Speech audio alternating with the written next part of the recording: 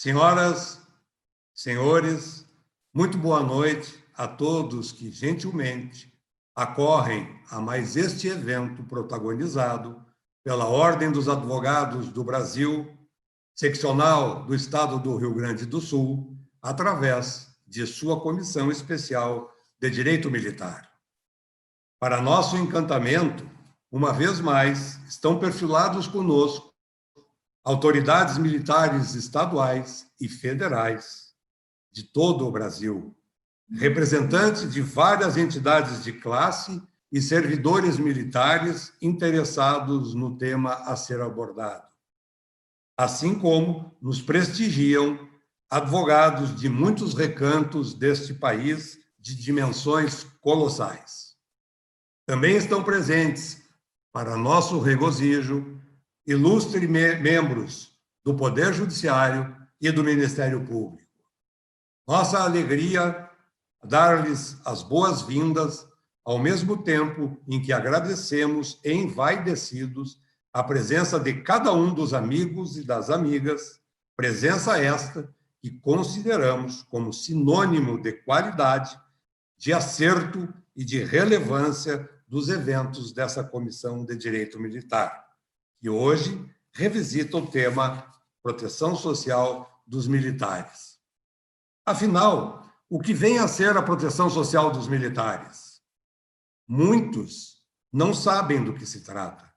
Outros tantos imaginam que se trata de um sistema que tem por desiderato apenas elevar os servidores públicos militares à condição de casta socialmente privilegiada.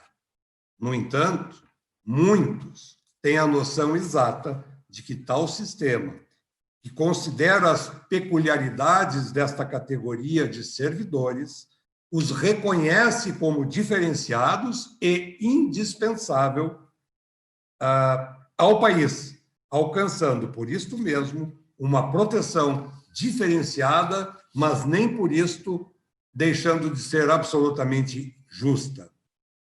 Deixemos que nossos palestrantes nos brindem com o esplêndido conhecimento que possuem também nesta seara.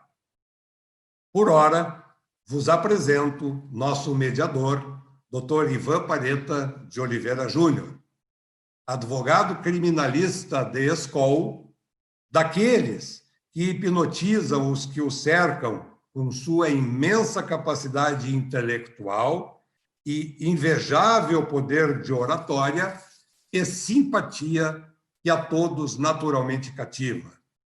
Não é sem razão que suas reconhecidas virtudes profissionais, lastreadas também na solidez dos exemplos emanados de seu pai, meu querido e fraterno amigo Dr. Ivan Pareta, outro ícone da Advocacia Criminal do Estado do Rio Grande do Sul, conduziram-no à presidência da Associação das Advogadas e dos Advogados Criminalistas do Estado do Rio Grande do Sul, e, nesta condição, prestando enorme contribuição à advocacia gaúcha, e, claro, doutor Ivan Pareta, como não poderia deixar de ser, a esta Comissão de Direito Militar, da qual temos a honra de tê-lo como nosso vice-presidente. Obrigado, doutor Ivan Pareta, por aceitar a tarefa de mediar este encontro de titãs que serão por seleta audiência. A palavra pertence a Vossa Excelência. Boa noite, senhoras e senhores. Inicialmente, quero agradecer ao nosso presidente, Dr. Luiz Augusto de Melo Pires, pelas gentis palavras. O Dr. Pires é, sem dúvidas, uma das maiores autoridades em direito militar no Rio Grande do Sul e no Brasil, e também uma das maiores autoridades em tribunal do júri, né, com sua vasta experiência. É uma grande satisfação estar aqui neste evento, ao lado das senhoras e senhores, e de imediato gostaria de passar a palavra aos nossos debatedores, a doutora Ana Saraiva, advogada, presidente da Comissão de Direito Militar da OAB do Maranhão, e o doutor Roberto Alexandre dos Santos, advogado, membro da Comissão Especial de Direito Militar da OAB-RS.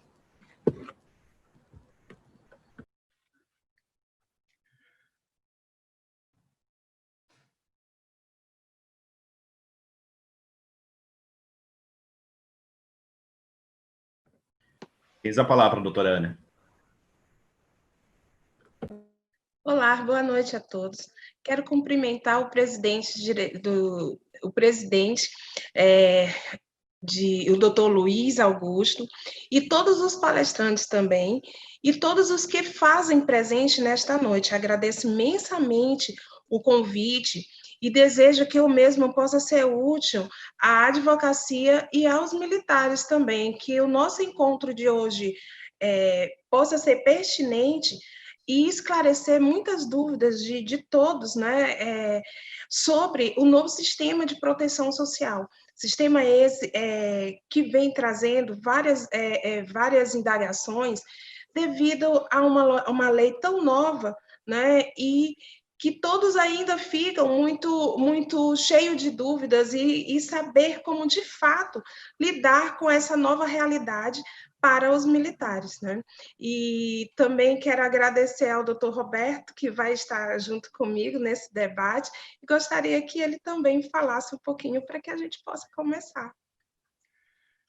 Muito boa noite a todas, a todos. Também sinto-me honrado pela nobreza de estar compondo esse debate, esse momento muito especial, juntamente com um grupo tão seleto, aos ilustres colegas que já tiveram o momento de sua fala, nosso caro querido presidente da nossa Comissão Especial de Direito Militar, Dr. Luiz Augusto de Melo Pires, agradecer imensamente ao nosso mediador, Dr. Ivan Pareta de Oliveira Júnior, por essa participação tão nobre.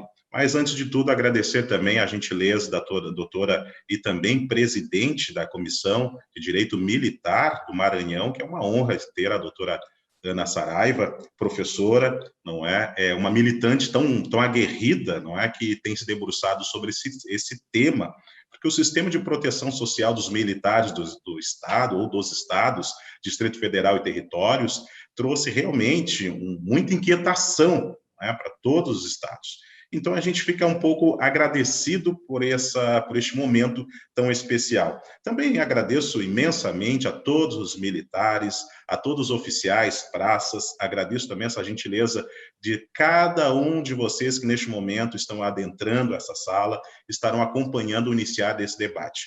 Como muito bem frisou a doutora Ana, falar sobre a Lei 13.954 de 2019, que altera o Decreto-Lei 667 de 1969, sem dúvida, é algo que nos traz, sim, sem sombra de dúvidas, interesse maior ainda em provocar aos estudiosos, aos colegas, aos militares, não é, para que esse tema seja realmente esmiuçado, sempre salvaguardando o melhor juízo. Obrigada, doutor, por sua fala. Bem, eu quero iniciar, né, falando um pouquinho, explicando, né, essa dúvida imensa, porque quando se fala em direito militar, quando é comum que as pessoas pensem logo que é tão somente o direito penal, o processo penal militar. Entretanto, o direito militar ele é bem mais amplo, né, como um campo bem grande. E nós temos o processo penal militar, nós temos o administrativo e nós temos também como é conhecido, né, popularmente conhecido como previdenciário militar. Este que vai ser logo o tema do nosso assunto de hoje. Né? Então, popularmente aí conhecido como direito previdenciário militar, nada mais é do que o novo sistema de proteção social dos militares. Essa lei, né, trouxe uma série de alterações ao Estatuto dos Militares.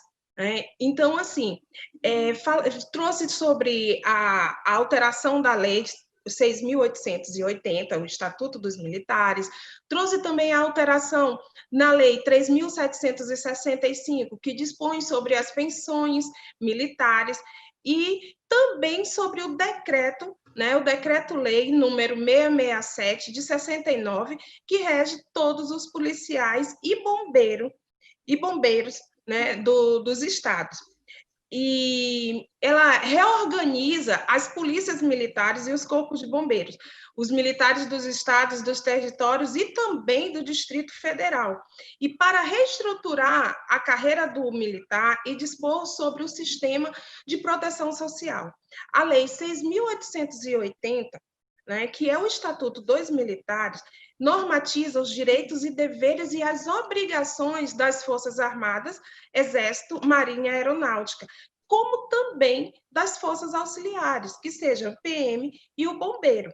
Né? Então, as principais mudanças introduzidas foi a reestruturação na carreira, a introdução do sistema de proteção social, o aumento e a expansão das contribuições dos militares, como também a alteração ao pensionamento militar. Os militares, eles não contribuem, é bom deixar isso bem claro e que comecem a ter esse entendimento que os militares, eles não contribuem para o sistema previdenciário, como muitos pensam, né? O que existia era uma proteção social que agora é chamada de sistema de proteção social. Não pode se falar de previdência militar, né? Uma vez que eles não contribuem para a inatividade, não tem essa parte contributiva, retributiva, apenas para pensionamento. Ou seja, o militar, esses descontos que os militares estão indagando, preocupados, porque o aumento desse desconto, que seja para as Forças Armadas, teve um aumento, e para os estados houve uma redução. Né? Então, por que desses descontos agora? Quero dizer para vocês que esses descontos não são para a sua aposentadoria, porque militar não se aposenta, e sim para fim de pensionamentos, ou seja, de seus dependentes para o fundo e também para o fundo de saúde, destinados exclusivamente para eles. Em todos esses diplomas legais, a própria Constituição Federal nunca houve e não há qualquer referência de sistema ou regime previdenciário dos militares federais e muito menos dos estaduais. E, logicamente, não há que se referir de um equilíbrio atual do regime previdenciário militar, porque ele não existe. O que existe é o sistema de proteção para os militares, né? E não se pode ser predicado, consequentemente, não se pode ser como eu falei, não se pode falar em contribuição para o militar se aposentar. Não existe essa parte de contribuição e retribuição. É muito errado se falar que o militar se aposenta. Não, o militar vai para inatividade ou ele vai para a inatividade ou vai para a reforma. Nós sabemos, logicamente, que existe 2 tipos de reforma, mas dizer que o militar paga e que essas alíquotas de desconto são para fim de aposentadoria é um erro muito grande. Inclusive, a própria Lei 13.954, no seu artigo 24E, ela traz essa proibição que esses descontos têm que haver do regime próprio dos servidores públicos. E, mais uma vez, reafirmando aqui, militar não é servidor público. Militar existe um regime próprio, e são chamados, sim, de servidores militares. Isso é muito, muito importante que os próprios militares e os próprios colegas advogados, mesmo que estão iniciando na carreira, na seara do direito militar, possam ter essa noção muito clara. Existe um erro muito grande por parte dos estados que colocam os militares como servidores públicos fossem, mas não. Se vocês observarem bem, a própria Lei 3.954 traz essa proibição. Por quê? Porque eles não são militares. Isso a gente vê bem claro na Emenda Constitucional 18, de 98. Lá, ela separa quem é servidor público e quem é servidor militar. Então, a própria Constituição traz na sua seara a expressão servidor militar, ou seja, militar é militar e pronto, não é servidor público. O que veio acontecer com essa lei 13.954? Ela foi introduzida, né, em dezembro de 2019, e isso trouxe uma vasta confusão para todo mundo, né? Então, assim, eu estive até conversando mais cedo com o doutor Roberto, a gente estava falando sobre as alíquotas, né? Ele me falou que para ir para o estado de vocês, a alíquota era de 14%, uma alíquota muito alta. Ou seja, ainda tem mais os 3% do Fundo de Saúde, que também essa lei ela traz essa determinação, que seja os descontos para fim de pensionamento, mais o fundo de saúde. Ou seja, vai chegar o somatório dessas duas alíquotas vai ficar um absurdo. Aqui no Maranhão, eles pagavam antes, os militares pagavam antes 11%, e teve uma redução para 9,5%. Mas, ou seja, esses 11% era equivalente também a servidores públicos. O que me traz preocupação, e o que eu venho muito debatendo com uma grande amiga, uma grande professora, que é a doutora Alessandra Minari, é justamente essa bagunça toda que é formada para os militares, ou seja, para trazer os descontos, eles são reconhecidos como militares, mas para dar o direito que eles têm, eles não podem, porque são servidores públicos. Então, existe essa grande dificuldade para os militares estaduais devido a isso.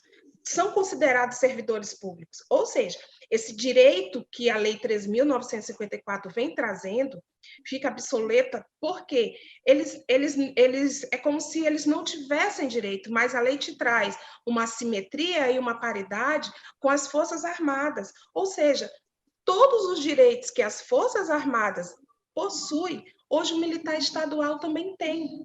E isso vai ser fácil conseguir? Não vai ser fácil porque os estados não reconhecem os militares como servidor militar, e sim como servidores públicos. Servidores militares são para desconto somente. Agora, quando vem a parte dos direitos, que também essa lei trouxe bastante, introduziu alguns direitos, não vai ter. Eles não vão conseguir. Um exemplo bem claro é que, para as Forças Armadas, quando o militar se aposenta, ele tem uma ajuda de custo, que antes era de 4 vezes o salário do último posto. Com a Lei 3.954, passou a ser 8 vezes o salário, e tudo pago de uma vez. Os militares estaduais têm isso? Não. E não são reconhecidos para ter, por quê?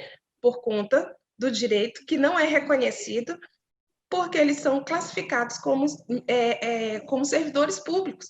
Isso vai ser fácil buscar? Logicamente que não.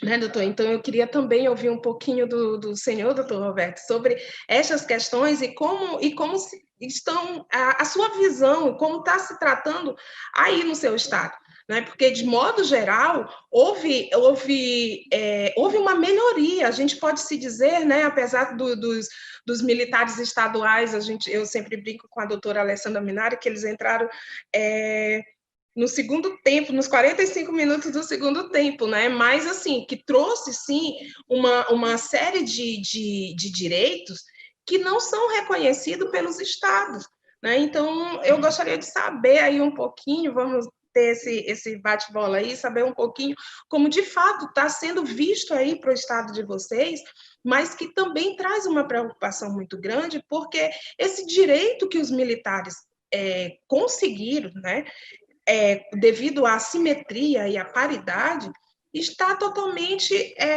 deixado de lado, porque eles não são reconhecidos como militar, e sim como servidores públicos. Me preocupa muito, doutora, a sua fala ela é muito, extremamente didática, porque se a emenda 18 de 98, ou seja, fazem 22 anos que essa emenda já fez essa distinção entre servidor militar e servidor público, no sentido de que são classes, são servidores, são grupos diferentes, eles precisam ser tratados dessa forma, com essa diferença, que a lei federal trouxe. Eu até vou um pouquinho antes, eu vou provocar a emenda 103, porque essa emenda 103 federal, que trouxe, inclusive, essa alteração para o Decreto-Lei 69, Decreto-Lei 667/69, ao trazer a antiga PL 1645, hoje a Lei 13.954, ela traz com o intuito de que o sistema de proteção social dos militares dos estados, Distrito Federal e territórios tenham essa legítima proteção. Porque, a cabo de 22 anos, se os entes federativos, os entes subnacionais hoje, não conseguem receber de tal forma que os militares são, sim, um grupo diferente, e por isso eles precisam ser tratados diferente, isso nos traz, sem dúvida, um pouco de preocupação, ou talvez um tanto de preocupação. Por quê? Analisamos um ponto. Este mesmo militar, este mesmo policial militar, este mesmo bombeiro, que outrora nos seus estados, por exemplo, no Rio Grande do Sul nós temos uma situação que a mulher, a FEM, a policial feminina, assim como a bombeira, ela ficara apenas 25 anos na ativa para então pedir a sua inatividade, a sua reserva, não é? Hoje, com a chegada da Lei 13.954, nós temos um acréscimo de 10 anos, porque ela está com 35 anos. Não é? Ela vai pagar o pedágio, mas ela terá que contribuir ou custear o seu sistema, porque muito bem falou a senhora, hoje o militar ele não é mais previdenciário, ele não faz mais parte do regime próprio de previdência social dos estados. Ele não tem mais isso. Hoje ele é obrigado a ficar ligado diretamente ao Tesouro do Estado, não é? Para que então ele possa custear e não contribuir, por incrível que isso pareça, é diferente. E aí já eu quero entrar também no mérito,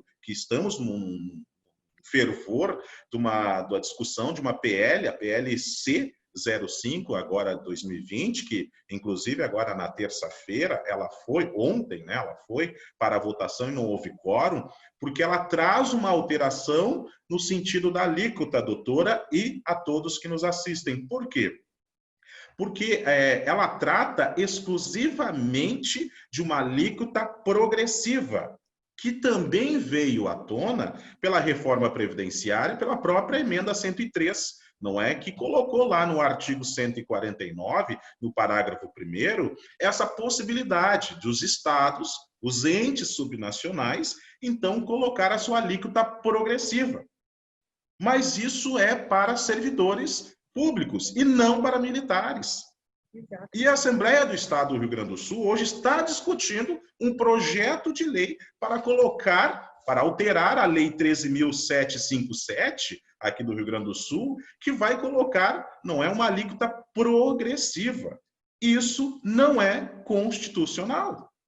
Não é, e é importante que todos que estejam nos acompanhando, aos ilustres colegas, não é, e pesquisadores, que se debrucem nesse detalhe, porque não tem como passar na Assembleia do Estado do Rio Grande do Sul, ainda que venha a passar, e talvez passe, mesmo que estamos sendo demandado, enquanto comissão, inclusive, por conta de que, como uma PLC, um projeto de lei complementar, não é? Vai trazer uma alíquota progressiva para esse militar, sendo que este militar, seja ele bombeiro, policial militar, ele tem a proibição, ele não pode mais, porque ele não contribui para um regime próprio de previdência. A alíquota progressiva prevista na Constituição Federal, lá no seu artigo 149, no seu parágrafo 1º, ele tem sim essa possibilidade para o servidor público, aquele que contribui para o seu regime próprio de previdência social.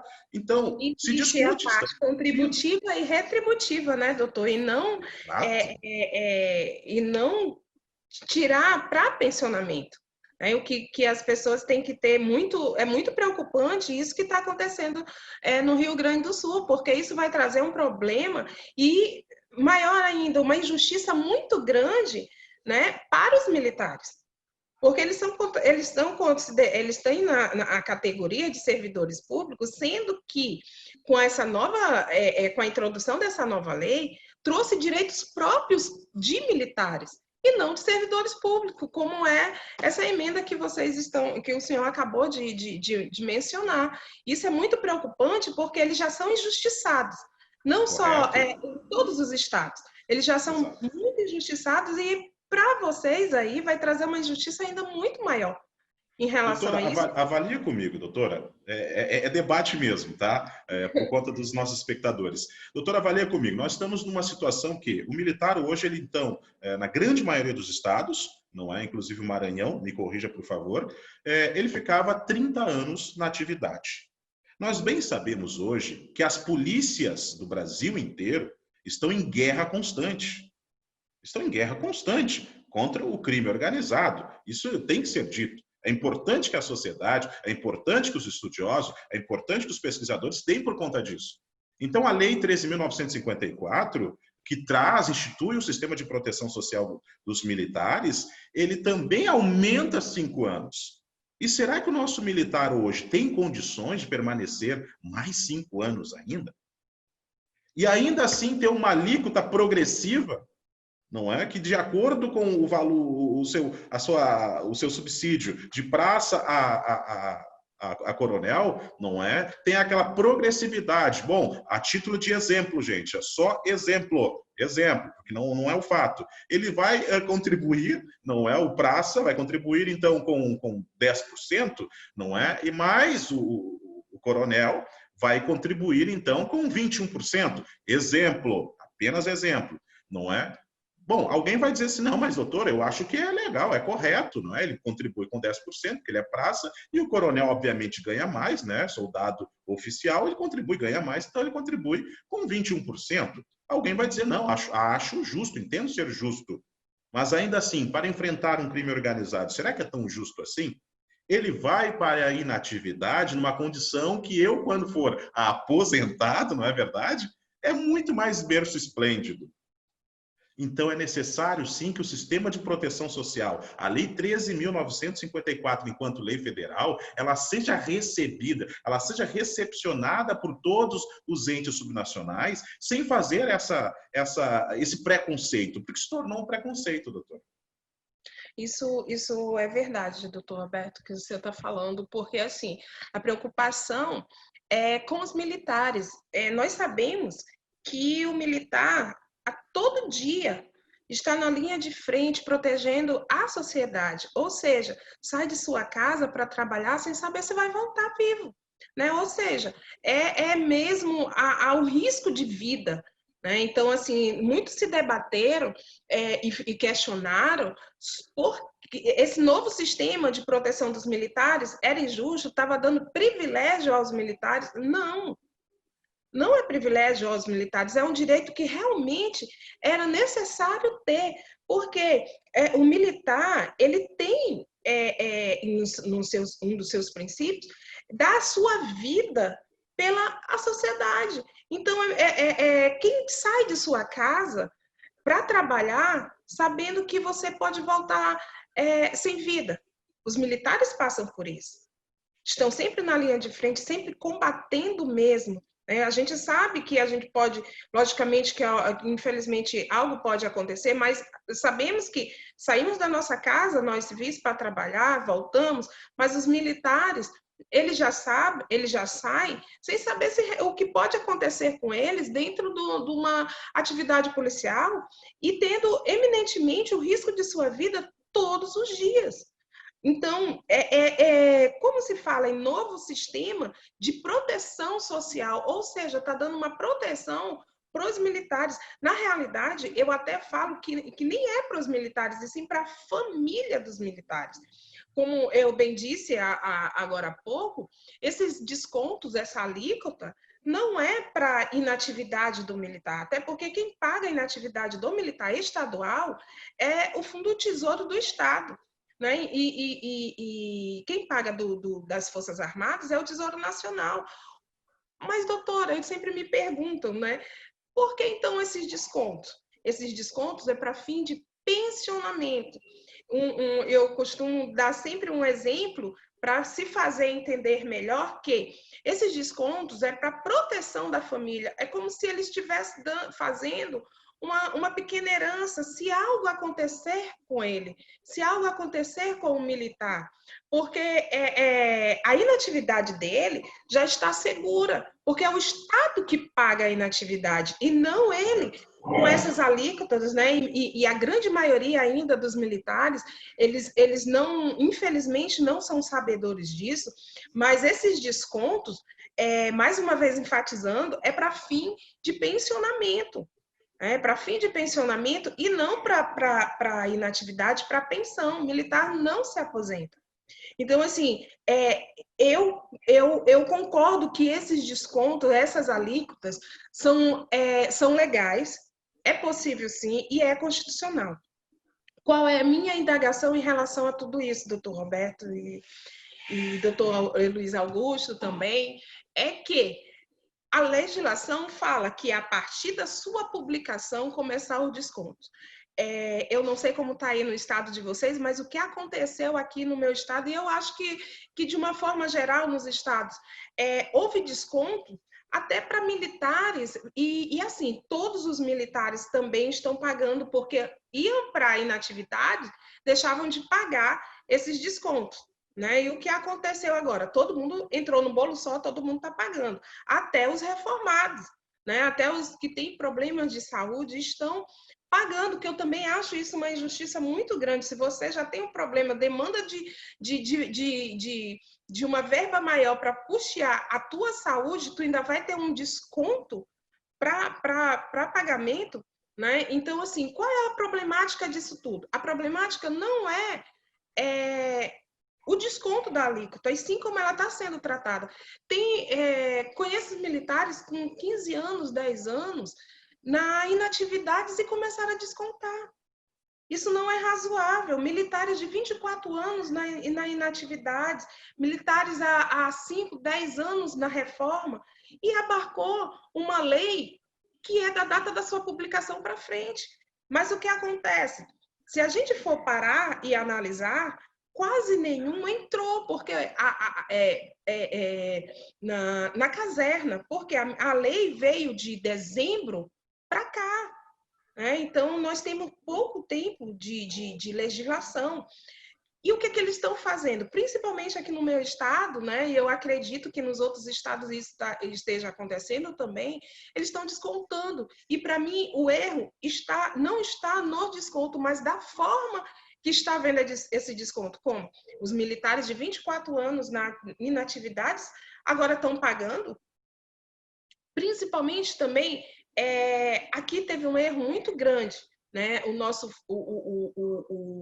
O FEPA é o Fundo de Aposentadoria do Servidor do Estado. Quando os militares, eu acredito que isso também deve acontecer em outros estados, quando o militar vai para a inatividade, eles deixam de pagar, certo? Mas acontece que alguns ainda estavam sendo descontados. Entrava-se na justiça para pedir a paralisação desses descontos e os pedidos do retroativo, porque era um desconto indevido. Afinal de contas, ele estava indo para a inatividade. O que está acontecendo? Teve teve uma decisão, foi sentenciado, transitado e julgado. Ok, o militar recebeu e parou o desconto. Com a nova legislação, mesmo ele, com uma sentença favorável, começou a se descontar. Eu fico muito preocupada em relação a essas questões do judiciário. Quer dizer que a segurança jurídica de fato, né? Porque eu vou entrar na justiça pleiteando um direito do militar e sabendo que que aquela sentença vai ser tanto faz, quer dizer que uma decisão judicial não tem mais força? Como é que vai ficar a segurança jurídica em relação a isso, doutor? Então, são esses questionamentos que a gente tem que começar a levantar e fazer com que os colegas realmente comecem a pensar nessas indagações e levantar realmente tese, começar a construir teses, mas não para tirar o desconto. Como bem diz a doutora Alessandra Minaré, é muito difícil a gente conseguir retirar aquilo que está colocando muito para dentro.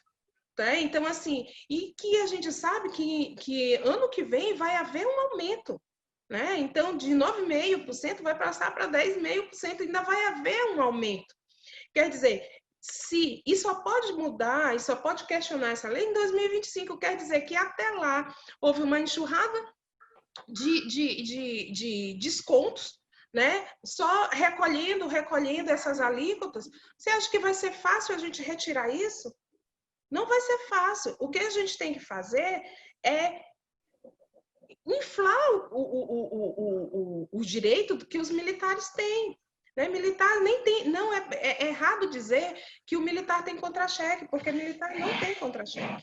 Né? Então, assim, militar é uma categoria tão especial e tão diferenciada que, infelizmente, não há um reconhecimento disso. Né? Então, o que tem que se fazer? É saber o que eles agora têm direito, devido à assimetria e à paridade com as Forças Armadas, e buscar no judiciário, porque se você for observar, os direitos que foram adquiridos pelos militares estaduais suprem muito mais esses descontos. Supre muito mais esses descontos. E outra coisa, você me falou que a alíquota de desconto é de 14%.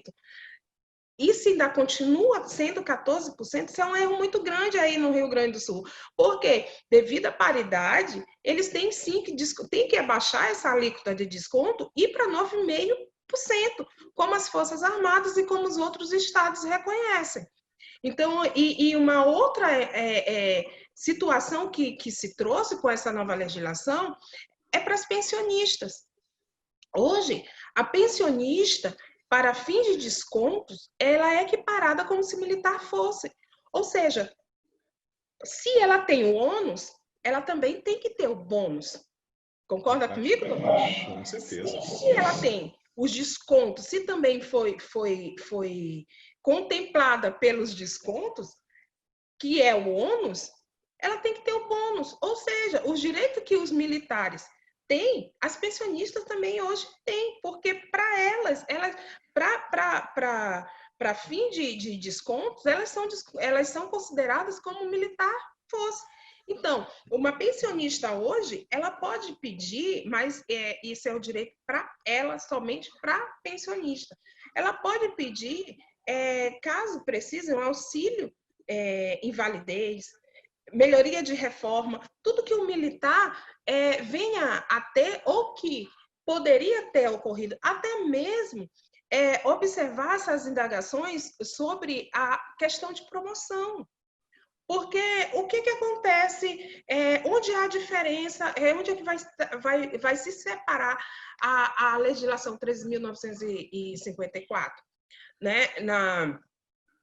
No pensionamento, que ficou a cargo dos estados, como legislar o pensionamento, e também o plano de carreira. Mas vocês há de convir comigo, como é que vai ficar o plano de carreira, as promoções dos militares, como bem disse você, doutor Roberto, que o militar antes era 30 anos, agora teve um acréscimo de 5 anos, mas que o Estado também olhe por isso, porque o plano de carreira e suas promoções, ele tem que acompanhar a nova realidade do militar.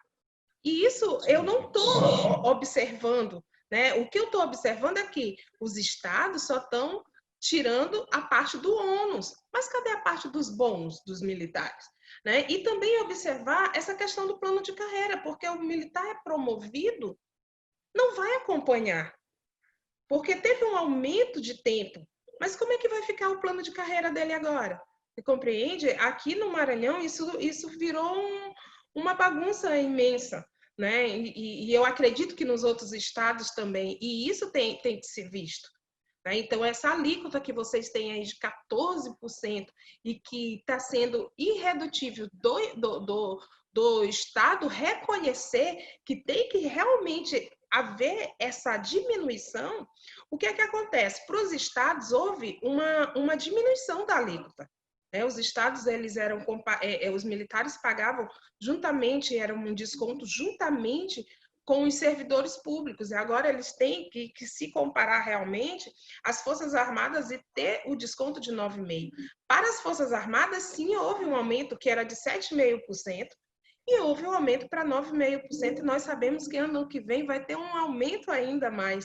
Né? Então, isso é muito preocupante. Por quê?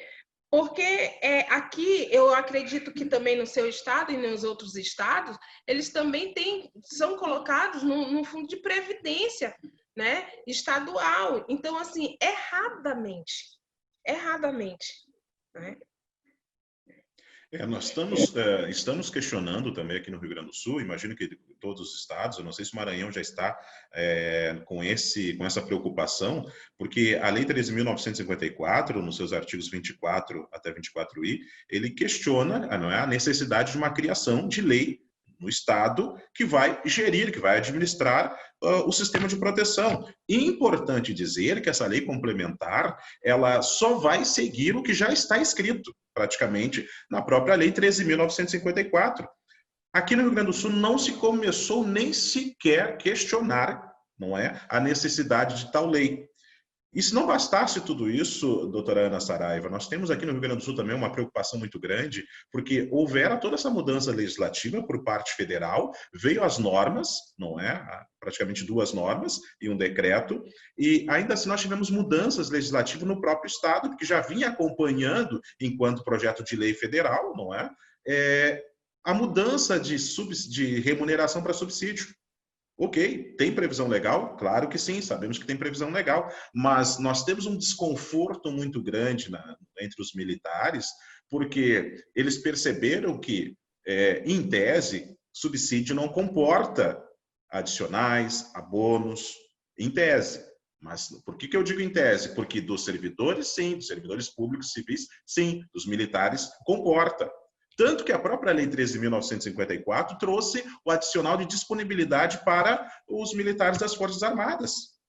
Isso nós estamos falando em igualdade de condições, isso nós estamos falando em equiparar Força Auxiliar com as Forças Armadas, sim, nós deveríamos instituir, sim, a disponibilidade, o adicional de disponibilidade. Nós temos aqui muito utilizado também na nossa Polícia Militar, o qual chamamos carinhosamente de Brigada Militar e Bombeiros, o adicional de disponibilidade, não é? Aliás, a substituição temporária.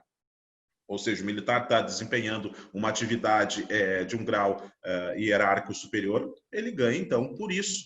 Obviamente que não contribui. E se nós entrarmos no mérito do que é um regime próprio de previdência, a qual naquele momento, naquele instante, até 31 de dezembro, nossos militares ainda faziam parte do regime próprio de previdência social, não é? Nós entraríamos também no formato de regime financeiro. Porque se o regime financeiro de repartição simples, onde ele está lá contribuindo, contribui para fim de pagar ou custear aquele que está na inatividade, o que não ocorre mais, não é para ocorrer. Os estados que permanecem essa linha estão errados, entre eles o Rio Grande do Sul.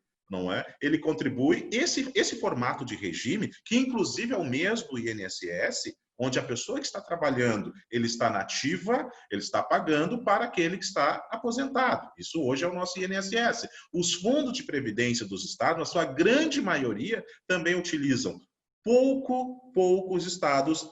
O Rio Grande do Sul também tem um complementar, um fundo complementar para os seus militares, a qual ele contribui de forma para capitalizar aquele fundo, que seria o mais ideal, pelo menos vamos dizer desse sentido. Então, no Rio Grande do Sul, hoje nós temos sim uma dificuldade legislativa de compreensão, aparentemente, que tem trazido esse alvoroço entre os militares, porque ele está contribuindo, enquanto ele deveria de custear, e o Estado não faz esse reconhecimento desse militar como militar, para a fim de que quando ele for para a inatividade, quando ele for, então, acompanhar aquele pensionamento que ele irá, entre aspas, usufruir, seja com esse único objetivo. Por isso que hoje, inclusive, eu levantei, doutora, e quero levantar aqui diante de todos, que essa alíquota que ele contribui para, aqui no Rio Grande do Sul, chamamos do IP, não é? Instituto de Previdência, não é?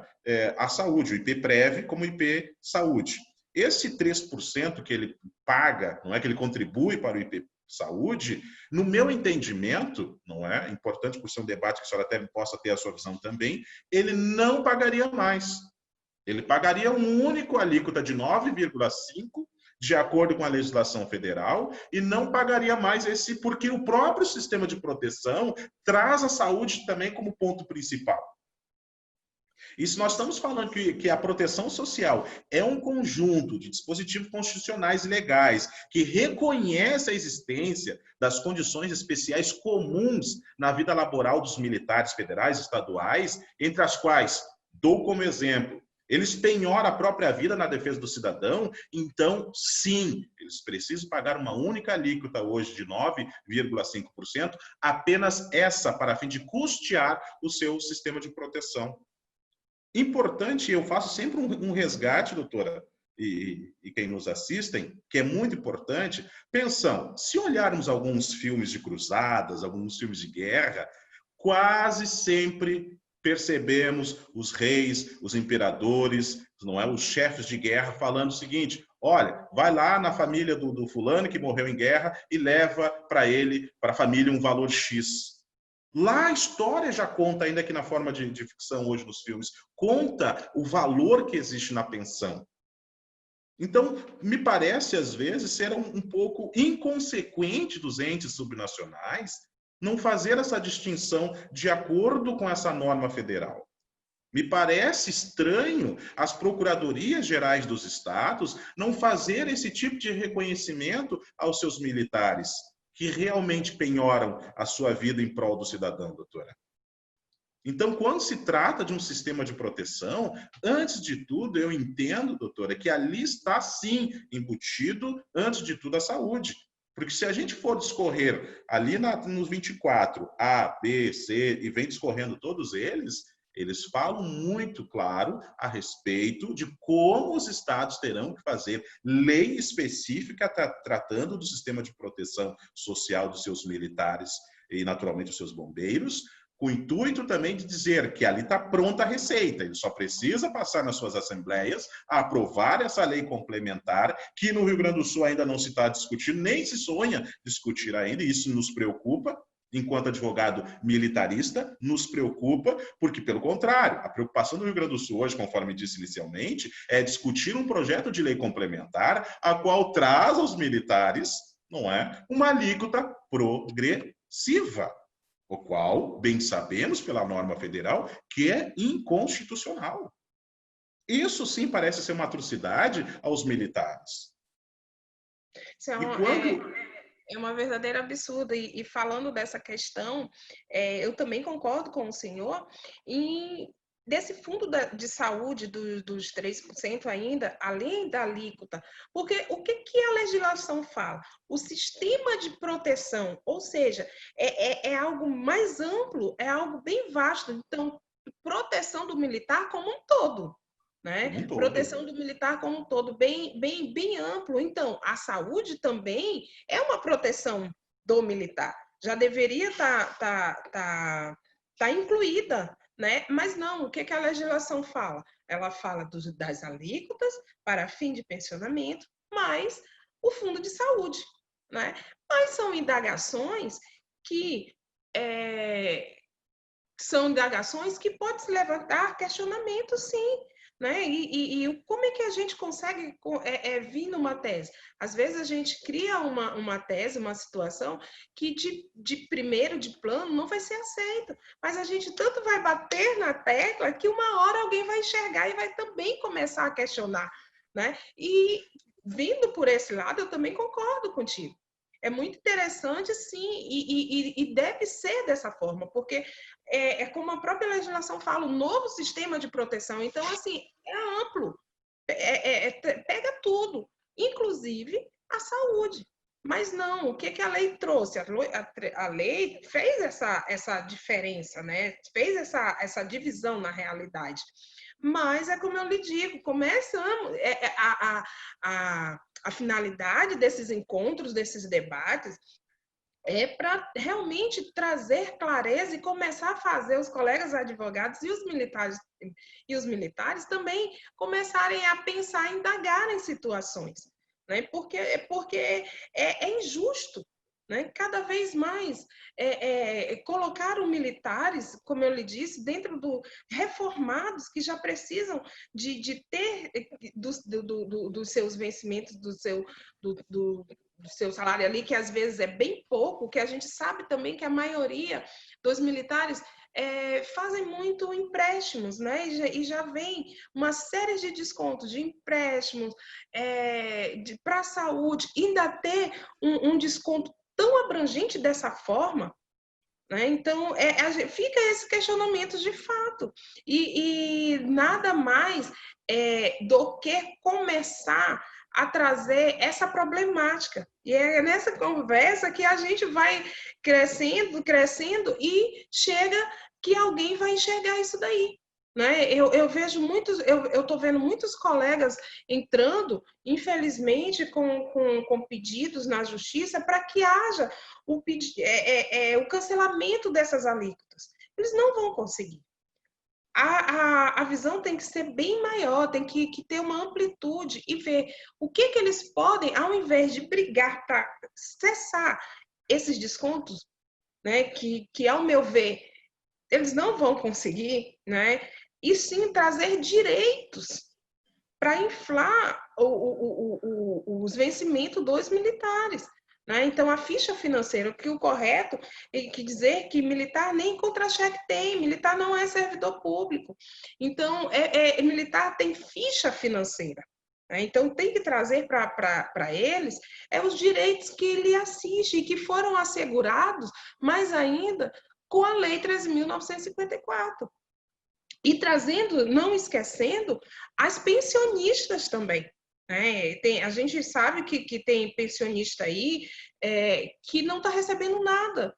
Né? Por quê? Porque elas não pagavam. Então, tinha os descontos, a vida delas estava bem sossegada, e agora com essa nova legislação, teve um desconto, principalmente se vocês forem observar, mais ainda, as pensionistas das Forças Armadas, porque agora elas, além de pagar os 9,5%, a depender do caso, né, elas pagam 1,5%, pagam para o fundo de saúde, ou seja, o somatório no final de tudo da alíquota é muito alta. É muito alta, ainda vem esses outros descontos, que são os descontos bancários, de empréstimo, enfim. No final de tudo, não recebe nada. Eu conheço muitas pensionistas em relação dessa forma. Então, a indagação não fica somente para os militares, e sim também para as pensionistas, porque hoje elas são comparadas como militar fosse. Então, traz os ônus e não dá os bônus. O que eu vejo aqui no Maranhão, ele o governo já fez decretos em relação a pensionistas e também aos descontos das alíquotas. Mas e os direitos que os militares têm? Nada se fala ainda. Por quê? Porque vai tirar dos estados, porque o estado sabe que tem que tirar para pagar, porque não vem da contribuição do militar, vem do fundo do tesouro do estado. Ou seja, o estado só quer arrecadar, mas na hora de tirar para dar o direito do militar não tem. E isso acontece em todos os estados.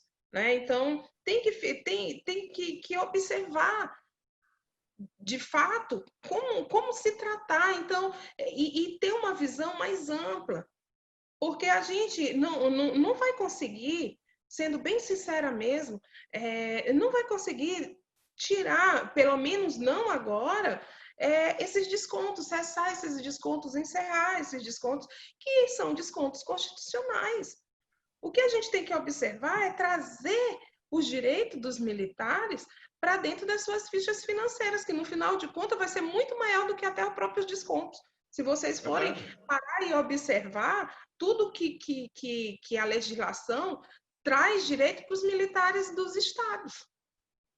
Sim, perfeito. Doutora Ana e doutor Roberto, se me permitem brevemente, nós temos uma contribuição da doutora Lisiane, no seguinte sentido. Doutora Ana, a PGE do Rio Grande do Sul teve liminar concedida no STF para manter a alíquota de 14%, ainda não julgado o mérito, visando a alteração da lei para criar a alíquota progressiva na Assembleia. Uma contribuição da doutora Lisiane agora, nos encaminhou para a mensagem. Mais uma vez, ao meu ver, infelizmente, foi uma decisão equivocada. Né? Foi uma decisão... eu sinceramente acho bem equivocada, porque é uma contribuição, uma alíquota que é referente a servidor público, né? E militar não é servidor público, constitucionalmente tratado como servidor militar, né? Então, ao meu ver, foi uma decisão bem equivocada. Ainda que liminar, eu vou contribuir, doutora, e também para apoiar na resposta, vamos falar que a ACO 3350, a Ação Ordinária Civil Ordinária, ela deferiu, e até vou ler aqui, diz o seguinte, não é? O ilustre ministro relator Roberto Barroso diz o seguinte: por todo o exposto, defiro o pedido de tutela de urgência para determinar que a União se abstenha de aplicar ao Estado do Rio Grande do Sul qualquer das providências previstas no artigo 7º da Lei 9.717 de 98, ou de negar-lhe a expedição do certificado de regularidade previdenciária. E aqui vem o importante, abre parêntese, caso continue a aplicar aos policiais e bombeiros militares estaduais e seus pensionistas a alíquota de contribuição para o regime de inatividade e pensão prevista na lei estadual que determina, ou que detrimento prevê o artigo 24C do Decreto-Lei 667 de 69, com redação dada pela Lei 13.954. Então é importante a todos, inclusive a própria Procuradoria do Estado, se atentar que liminarmente está sendo concedido, caso continue a aplicar a sua alíquota, não é? Caso continue a aplicar a sua alíquota e que a União, então, não venha penalizar o Estado. Porque é importante que todos pesquisem e olhem essa ACO 3350, que o Estado do Rio Grande do Sul foi lá questionar, tanto que ele não pediu, não é? Claro, de forma subsidiária, como a gente diz em arresto, ele pede que haja a inconstitucionalidade do 24C. Ele pede, é bem verdade, mas ele não entrou com uma DIN, deveria ter feito, não, ele entra com uma ação civil ordinária, não é? Porque ele está questionando as multas, as implicações pelo fato dele estar aplicando a sua alíquota e não a alíquota federal. O que eu observo, e tenho falado muito para os ilustres colegas, e também onde a gente vai falar sobre o tema sistema de proteção. Eu vejo, sim, que essa liminar a qualquer momento pode cair a nível federal, mas não impede que as entidades questionem, no caso do Rio Grande do Sul, o artigo 10A e 14, que está lá na Lei 13.757, que prevê essa alíquota. Tanto que o Rio Grande do Sul tem uma ação direta de inconstitucionalidade que foi distribuída, impetrada por uma das entidades aqui, que é do Corpo de Bombeiros, questionando essa alíquota, porque ela está em pleno confronto, sim, com a lei federal. Então é importante dizer que essa liminar, ela diz, caso continue o Rio Grande do Sul a aplicar a sua alíquota, que ela não seja penalizada. Porque o Rio Grande do Sul foi lá e colocou um calhamaço de informações falando que ele está quebrado, que ele está devendo, que tem um monte de situação, que a sua economia está quebrada, como todos os outros estados. Como todos os outros estados está. Agora, por que na hora do nosso... Para justificar a falta de dar o direito a quem realmente merece. Né? Então, assim, como os estados, o que a lei diz é que o estado ficou responsável por legislar a parte de pensionamento e plano de carreira, mas tem que se observar o que a determinação da lei federal exige. Não pode ser de qualquer forma e não pode ser de forma independente. Né? Essa legislação, essa responsabilidade da legislação, ela é limitada. Né? Então, tem que ter a observância da Lei 13.000, não pode ser diferente do que determina a Lei 13.954. E a questão também, que você está falando em relação ao Estado continuar com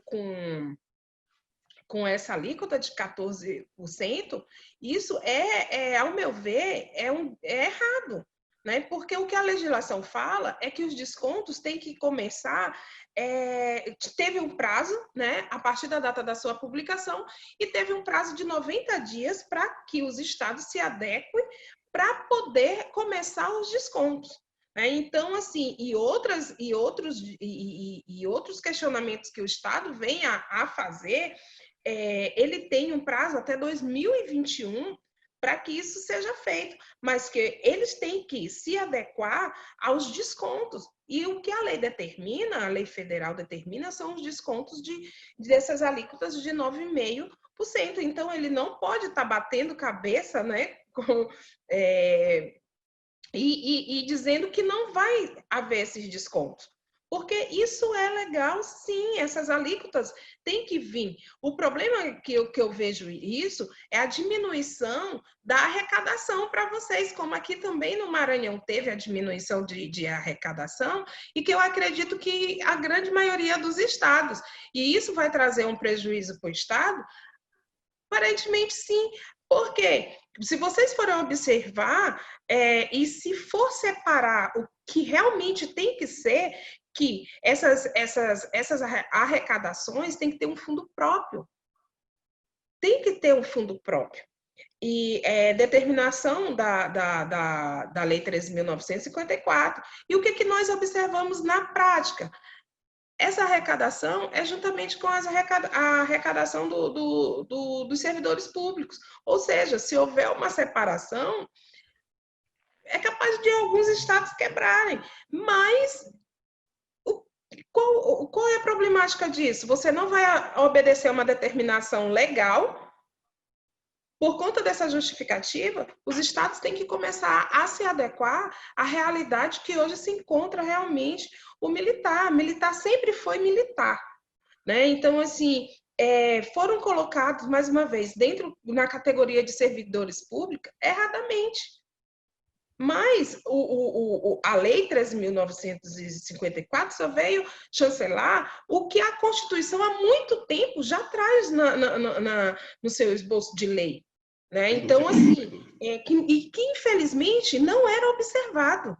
E como até hoje não é observado, mas que antes eles não tinham uma observação bem maior. Mas essa legislação, ela tem que ser respeitada. Quer dizer que eu tenho que dar justificativa, o Estado vai quebrar e eu não vou cumprir lei? Cadê a segurança jurídica disso tudo? Como é que fica? É muito fácil, né? A gente chegar, não, eu vou quebrar, eu vou fazer isso, então eu não vou obedecer essa legislação, da qual lei se cumpre. Né? E a adequação do Estado, eles têm que achar formas de se adequar a essa determinação legal e não descumprir a determinação, um preceito de lei federal, com a desculpa que o Estado vai quebrar. Ou seja, esses descontos têm que vir de um fundo próprio para os militares. Acredito que aqui no Maranhão não tem ainda, que já deveria acontecer desde sempre, e a maioria dos estados, eu acredito que em todos os estados não tenha isso. E é errado. Errado. O militar, ele tem que ter o seu fundo próprio de arrecadação, né? E não ser colocado juntamente com os servidores públicos e falar, não, tem aqui para segurar o Estado. Não pode, gente. Isso está errado. E conseguir e pedir para que não abate as alíquotas, que eles sejam descontados com as alíquotas ainda de servidores públicos, porque é uma alíquota muito mais vantajosa para o Estado, para mim, ao meu ver, é um absurdo. Então, essa decisão liminar também que foi concedida, ao meu ver, também foi de forma equivocada. Muito equivocada, por sinal. Exatamente, eu tenho esse mesmo entendimento, doutora, que foi um equívoco, sim, ainda que é uma liminar, não é? Mas eu entendo que não impede de qualquer estado, inclusive é o que está ocorrendo, o Rio Grande do Sul, sim, tem uma ação direta de inconstitucionalidade, não é? Para que haja, não é, essa inconstitucionalidade por conta desse artigo que prevê essa alíquota de 14%, porque ela simplesmente está se inferindo uma lei federal. Vamos analisar também o decreto 10.418, de 7 de setembro, doutora, que muitos dos colegas, inclusive, estão dizendo que ao ser decretado, não é, esse decreto, então, ele tirou a possibilidade dos estados aplicarem sua própria alíquota, não é? Como se os militares do regime próprio de previdência social fossem. não é? É fato que esse decreto, de certa forma, por conta dessa liminar, e salvo engano de minha memória, eu acho que o estado de Goiás também entrou após, não é? O Rio Grande do Sul também entrou com a mesma ação civil ordinária, também fazendo praticamente quase que uma cópia, requerendo, não é, salvo engano a minha memória, volto a dizer, não é também questionando a aplicação da sua própria alíquota, porque o seu estado também, não é como todos os estados, está quebrado, né? Mas o decreto parece que nos dá um pouco mais de segurança, para que a alíquota federal da Lei 13.954 seja aplicada a todos os militares dos entes subnacionais. Porém, o Rio Grande do Sul tem o seu salvo-conduto, que até quando vai perdurar, não se sabe. Não se sabe, não é? Porque é uma liminar, não é? Então, por conta dessa liminar, esse decreto 10.418 me parece não ter uma força, não é? Por conta dessa liminar, porque está sendo, obviamente, discutido judicialmente. Infelizmente, o que a gente vê, a realidade, é bem diferente do que a determinação legal preceitua, né, doutor? Então, assim, o que eu falo sempre, né, em todas, em aulas, palestras, é que nós sabemos que o campo da advocacia militar, ele infelizmente ainda é bem pouco. Nós temos poucos colegas que trabalham no ramo do direito militar e principalmente do previdenciário militar, que muita gente, dito popularmente, né, conhecido popularmente como previdenciário militar, mas que esse mesmo campo ainda esse mesmo é raro encontrar advogados que atuem nessa área. Eu estou vendo aí um time bem bacana de jovens advogados que estão começando a vir para esse ramo, mas o que eles têm que ter em mente são esses questionamentos e começar a ver de maneira realmente correta para que a gente possa fazer força e trazer soluções. Né? E trazer soluções para toda essa bagunça que se formou para os militares estaduais. Né? Então, assim, infelizmente, nós não vamos encontrar livros. Né? Nós não temos livros, temos só o corpo de lei puro e simples e a leitura que se faça. Né? Então, o que eu vejo, assim, às vezes, alguns juízes também podem não compreender de forma como se realmente deve ser no direito militar, né? No previdenciário militar mais especificamente, porque é tudo muito novo e antes mas é um direito que já existia há bastante tempo, mas que não era questionado, que não era trazido à tona, a gente não fazia indagações, né? Poucos colegas atuando efetivamente na área, eu já atuava bastante tempo na área, mas o que a gente vê agora a partir dessa nova legislação, da introdução da Lei 13.954, esse questionamento muito grande, mas que antes não se ouvia nem falar, né? E nem se questionava, não se debatia. Mas agora que começou, e mesmo que a passos lentos, né, a gente começar a refletir certas situações e ver que o militar estadual ele está sendo preterido de um direito que alcança ele. Né? Quando fala que houve uma simetria na realidade, essa lei ela não trouxe uma nova de previdência social, ela trouxe uma reestruturação. Né? A discussão ficou lá em 2011, em 2001, né? com a MP 2215. Ela sim trouxe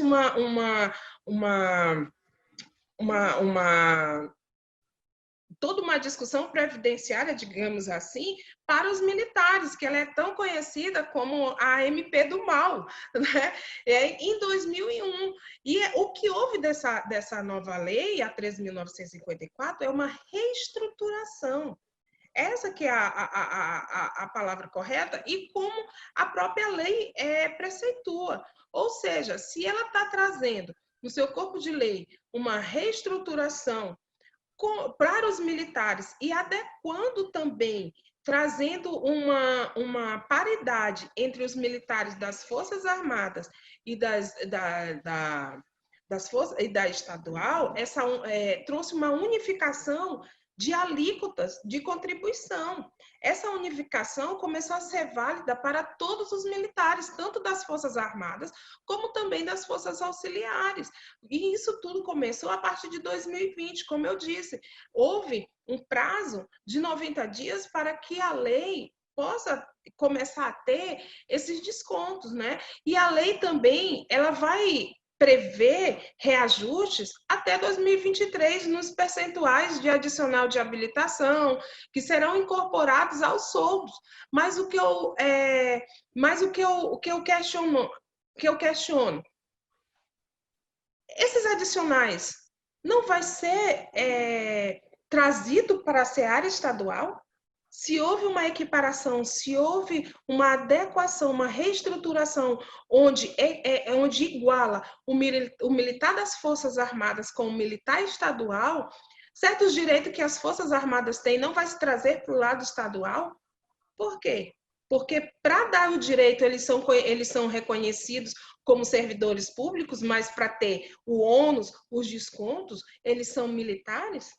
É uma bagunça muito grande, então a gente tem que começar a ter estes questionamentos e fazer essas indagações sim, porque alguém vai observar isso e vai trazer à tona toda essa discussão para que a gente realmente possa trazer uma proteção dos direitos dos militares estaduais. Importante, doutora, a sua fala, muito importante. Aqui eu quero valorar a todas as entidades classistas a qual os militares e representam os militares de todos os entes subnacionais, do papel fundamental que elas têm, porque, por óbvio, não para entrar ajuizar, impetrar uma ação direta de inconstitucionalidade, precisa preencher requisitos, a qual a Constituição Federal nos dá um modelo e as constituições dos estados trazem um modelo, obviamente, igual à Constituição. Então, neste momento, as entidades de classe têm um papel fundamental, doutora, fundamental. Mas eu quero contribuir no sentido de que, se olharmos o artigo 24H da Lei 13.954, e quero ler ele na íntegra, a gente vai perceber o que a doutora fala, é importante, porque diz assim, sempre que houver alteração nas regras dos militares das Forças Armadas, as normas gerais de inatividade e pensão militar dos militares dos estados, do Distrito Federal e dos territórios, estabelecida nos artigos 24A, 24B e 24C deste decreto-lei, que falo dele, o decreto 667 de 1969, devem ser ajustadas para manutenção da simetria, vedada a instituição de disposições divergentes que tenham repercussão na inatividade ou na pensão militar.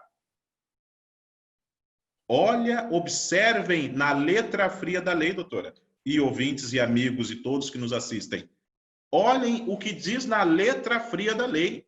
Doutora, não é nem necessário fazer nenhum tipo de interpretação hermenêutica para fim de chegar a um denominador. Exatamente, doutor.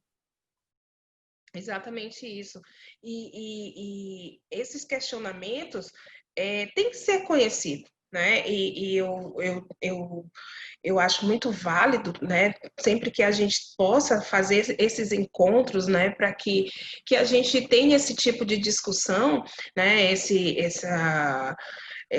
diálogos, que é para realmente começar a chamar a atenção e trazer clareza, tanto para os colegas, né, que trabalham ou que querem trabalhar nessa área e que mesmo possam começar a trazer essas indagações, como você mesmo colocou muito bem aqui, né, e os próprios militares começar a ter ciência e conhecimento dos seus direitos. Se o corpo de lei não precisa fazer uma interpretação extensa para que mostre o direito do militar.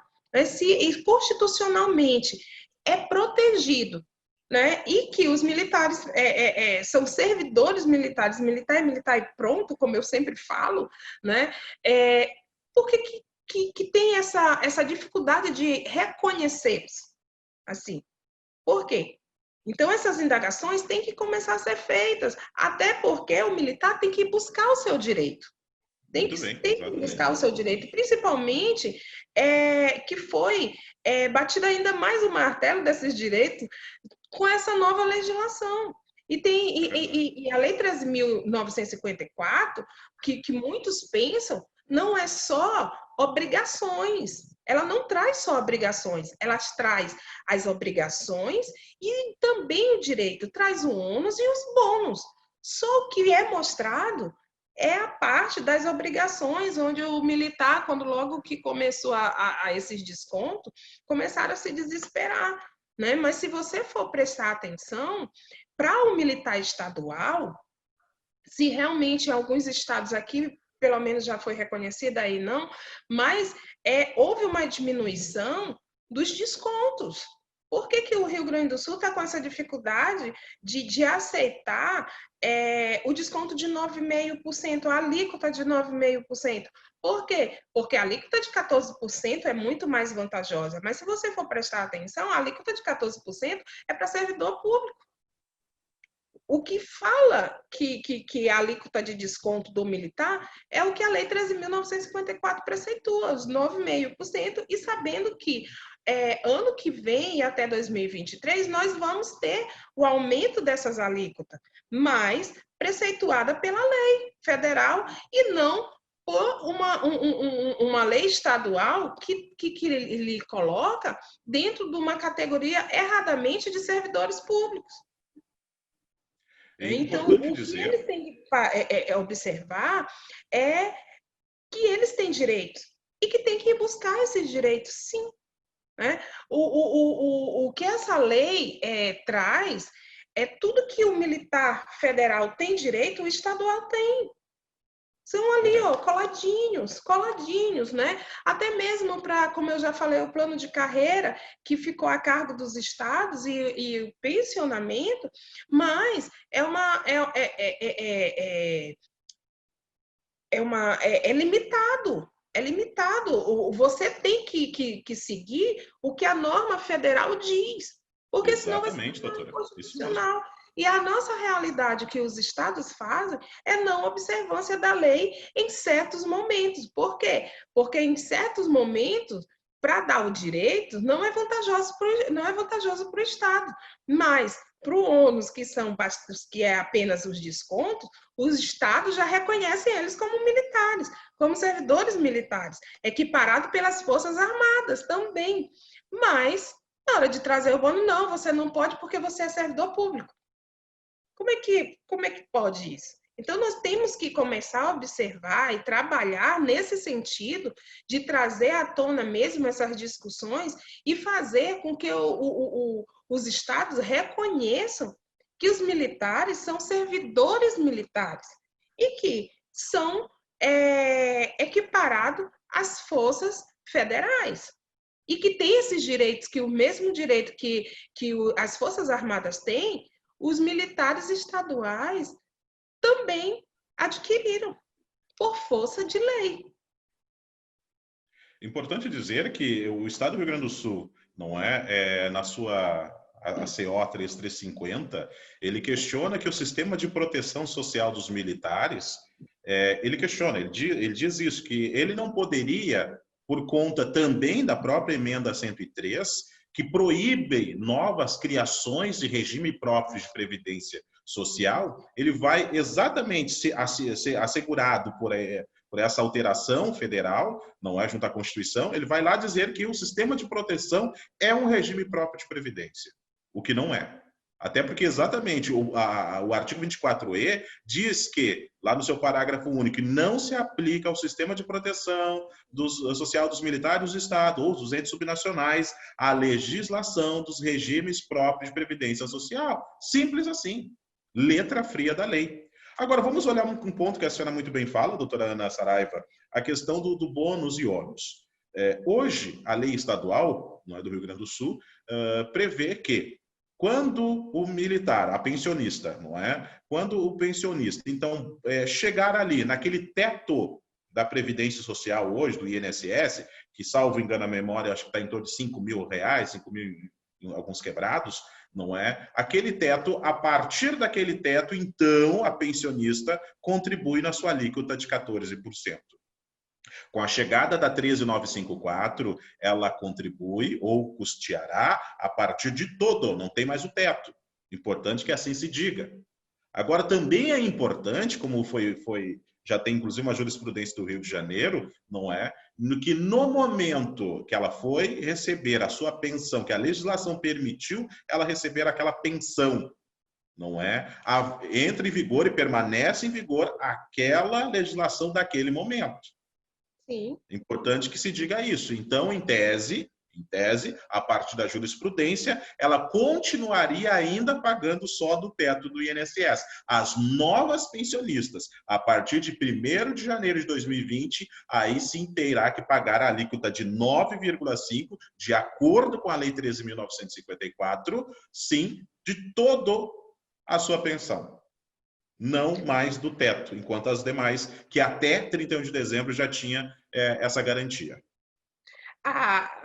O questionamento que eu lhe trago, eu até falei isso há pouco, é justamente a não observância da lei, que, como bem diz, ela fala que é a partir da data da sua publicação, ou seja, dezembro de 2019. O que eles fizeram foram buscar a gente lá para trás, ou seja, realmente não se enquadra. Né? Mas que você for observar, a partir da data da sua publicação, de dezembro para cá, não houve quase ninguém entrando na caserna, né? No militarismo. O que eles fizeram para compensar? A venda nos olhos e foram buscar a gente lá para trás. Como eu dei exemplo de militares, né, que aqui no Maranhão conheço, de 24 anos, 15 anos, 10 anos, 5 anos, que não abarcaria essa lei. E para as pensionistas também, que a partir de janeiro, a partir da data da publicação, sim, começasse a ter essa observância e respeitando o que ficou para trás. E o que ficou para trás? Então, assim, é legal, é justo, pensionistas, militares, né, sejam na reserva, os reformados ou até mesmo na ativa, está pagando por um erro do Estado, um erro administrativo do Estado. Ou seja, trazendo, ao meu ver, todo uma seara inconstitucional isso, inclusive, né? Porque nós sabemos, inclusive, que tem militares com causas transitadas e julgadas na justiça em relação a questionamento de alíquota. Ou seja, não teve observância de uma determinação judicial também. Como é que fica isso? É dizer que tudo é questionável. Outra coisa, também a legislação traz que a qualquer tempo, um militar que é reformado, né, ele pode trazer e fazer novos exames. Ou seja, o militar que já está reformado há 10 anos, inclusive também com ações, com decisões judiciais. Quer dizer que essas decisões judiciais não vai valer, enquanto nós sabemos que não é a qualquer tempo que é questionável, e sim que a própria legislação também administrativa traz um prazo de 5 anos para que a administração reveja seus atos. Há uma ilegalidade nessa questão, ou seja, uma lei determina que os atos, a administração pública reveja seus atos em 5 anos, mas tem uma lei que também diz que a qualquer tempo você possa rever tudo isso. Então, quer dizer, que a gente sabe que a maioria, uma grande parte, aliás, dos militares para ser reformado são de decisões judiciais. Como é que ficam essas decisões judiciais? Então, quer dizer que eu entrar no judiciário vai ser perda de tempo?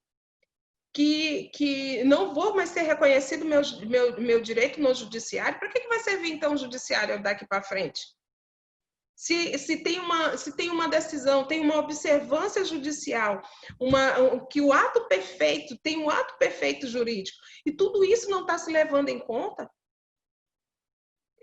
ao meu ver, é um absurdo. Então, esses questionamentos, sim, é que a gente tem que bater de frente. Né? E não, como eu falo, muitos ainda ficam meio zangados, meio bravos, como eu falo, não é ir buscar cancelamento ou encerrar esses descontos da alíquota. Então, a gente tem que abrir os olhos para questionamentos mais amplos, né? Porque se você for observar, você tem tanto direito hoje em dia equiparado que supre esses descontos das alíquotas. E outra coisa, como eu acabei de falar, os reformados com decisões judiciais, como é que vai ficar? Quer dizer que a decisão judicial não tem mais efeito, não vale de nada?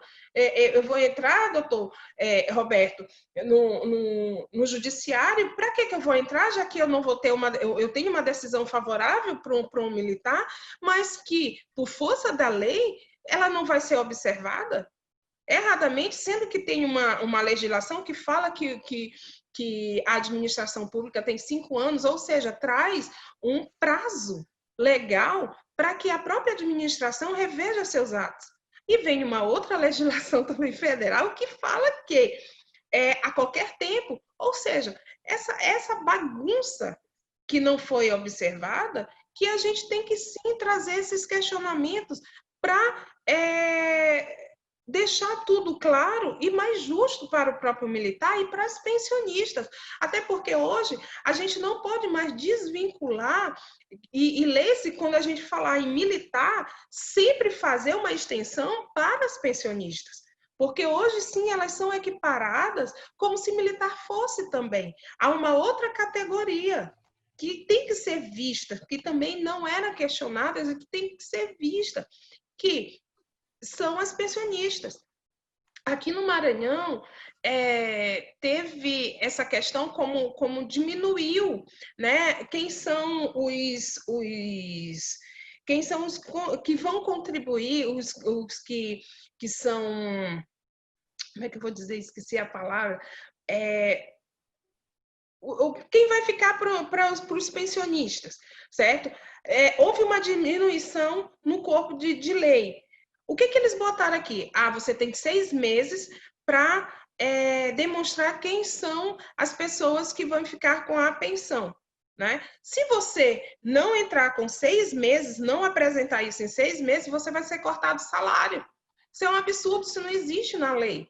Ou seja, qual é o transtorno disso tudo? Caso o militar venha a falecer, os seus beneficiários, lembrei disso, os seus beneficiários têm que apresentar, que tinham que apresentar em 6 meses a lista dos seus beneficiários, que a gente sabe que com a nova legislação houve uma diminuição gritante, né? Então, o que determinou aqui, através de decreto? Que se o militar não apresentasse em 6 meses quem são os seus beneficiários, eles iam cortar o seu salário. Que absurdo, salário é alimentar, gente. Inconstitucional. Não pode de jeito nenhum. Qual é o transtorno que vai trazer? Caso venha acontecer alguma coisa com um militar, né? Ela vai ter, para fim de pensão, ter o processo de pensão, vai ter que entrar na justiça provando certas situações. Mas dizer que vai cortar o salário porque ele deixou de apresentar quem são os beneficiários é simplesmente um absurdo. Não sei como é que está vendo nos outros estados, mas assim, a determinação que se faz é que o militar presente, né, quem são os seus beneficiários, e também houve uma diminuição drástica nesses beneficiários para fim de pensionamento. Né? Então, são essas questões que a gente tem que observar, tem que ser de forma mais ampla, tem que abrir mesmo os olhos para trazer, corrigir muita coisa dentro da legislação que, ao meu ver, é bem equivocado. E que, no final das contas, isso vai trazer uma injustiça mais ainda para o militar.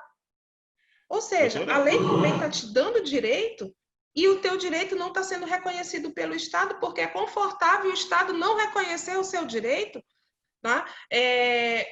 Onde quase 2022,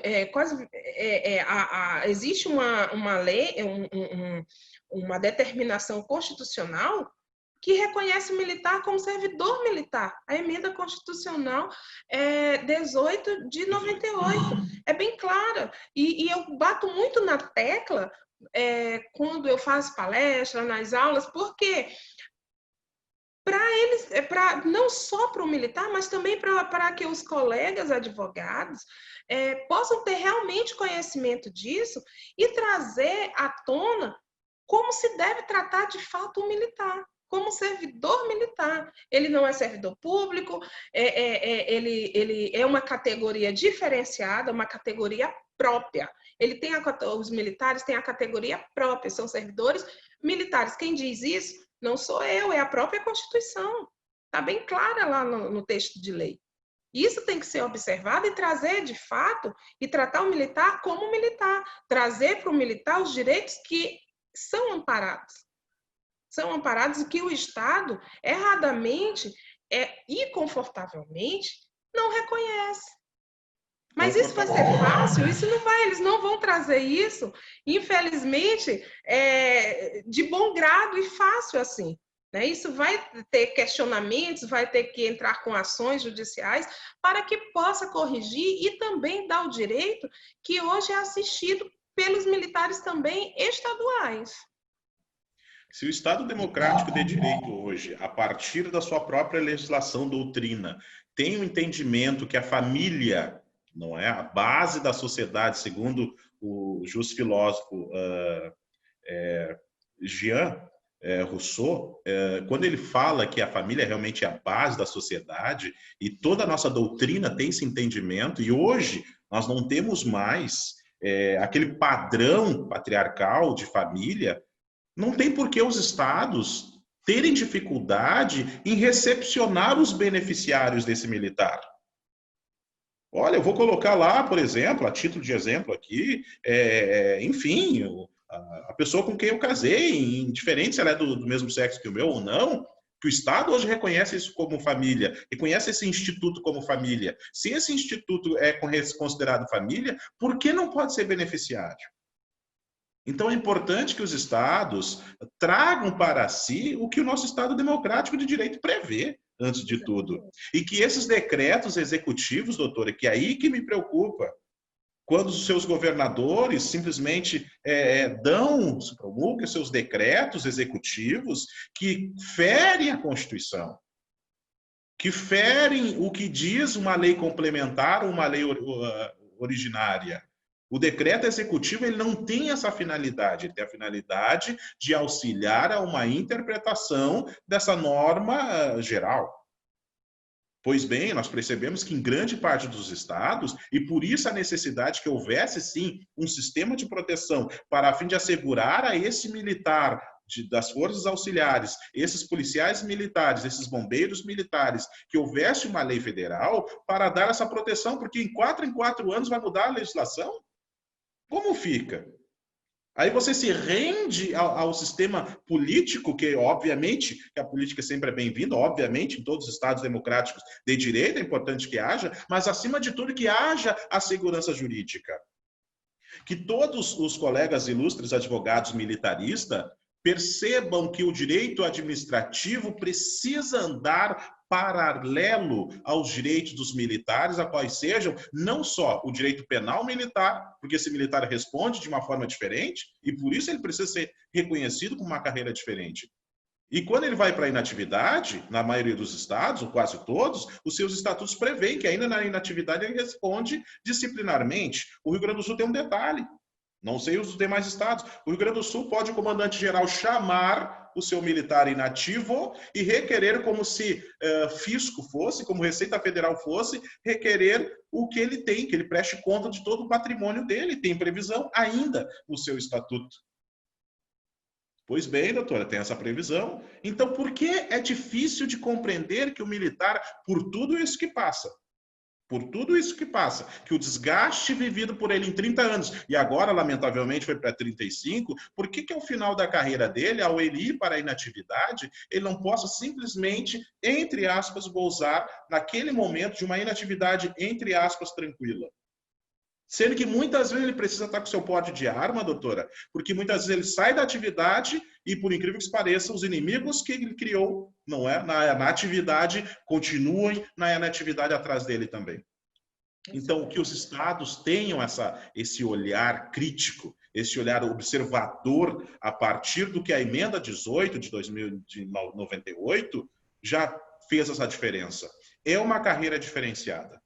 Agora, eu tenho duas preocupações, doutor, que aqui quero dividir com todos vocês. A primeira preocupação que eu tenho é que os entes subnacionais, eles não estão regulando por lei específica, de acordo com o artigo 24E da Lei 13.954, lei específica para que trate do sistema de proteção. Eu tenho essa preocupação. Tenho também a preocupação porque já chegaremos em 1º de janeiro de 2025, doutora. E aí nós teremos o quê? Os estados podendo aplicar a sua alíquota. Se hoje o Rio Grande do Sul, obviamente preciso citar ele como exemplo, porque aqui estou. Se hoje ele está discutindo durante essa semana, na sua Assembleia Legislativa, um projeto de lei complementar para colocar aos militares uma alíquota progressiva, totalmente inconstitucional, já nascendo inconstitucional na discussão na sua Assembleia. Imagina 1º de janeiro de 2025. Imagina como será. São as duas grandes maiores preocupações que hoje tenho com a carreira de militares aqui do Gaúcha. E, obviamente, que externo isso para os outros entes subnacionais, os outros estados, a qual provavelmente passam por essa mesma preocupação. É um absurdo isso, né? E isso tem que ser Doutora combatido. Ana, se me permite, doutor Roberto. Oi. Travou um pouco, estão me ouvindo? Ok, estou ouvindo. Nós, além dos ouvintes que nós temos pelo Zoom, nós também temos alguns ouvintes que estão acompanhando pelo YouTube. Nós recebemos agora uma pergunta da senhora Daiane Secrete. Ela pergunta o seguinte: as pensionistas estaduais estão contribuindo com 14% sobre o todo? Não sei se o doutor Roberto pode responder. A doutora Daiane Secrete é minha aluna também, um beijo para ela. Ela é uma advogada excepcional, também é aí do Sul, né? E está se destacando bastante na seara do direito militar, né? E é uma aluna querida, que bom que está aqui presente nos ouvindo. Hoje, aqui, a pensionista gaúcha, hoje ela está contribuindo, assim vou dizer, apesar que entendo que a forma correta de dizer é custeio, mas ela está contribuindo a partir do teto previsto hoje pela INSS, pelo Regime Geral de Previdência Social. Então, a partir daquele teto, ela contribui. O teto hoje está em 5 mil alguns valores, perdoe não saber de cor, não é? A partir daquele teto que é instituído pelo INSS, a pensionista gaúcha, ela contribui dali para cima. A partir do teto, acima. Não sei se respondo à pergunta da nobre aluna da doutora Ana Saraiva.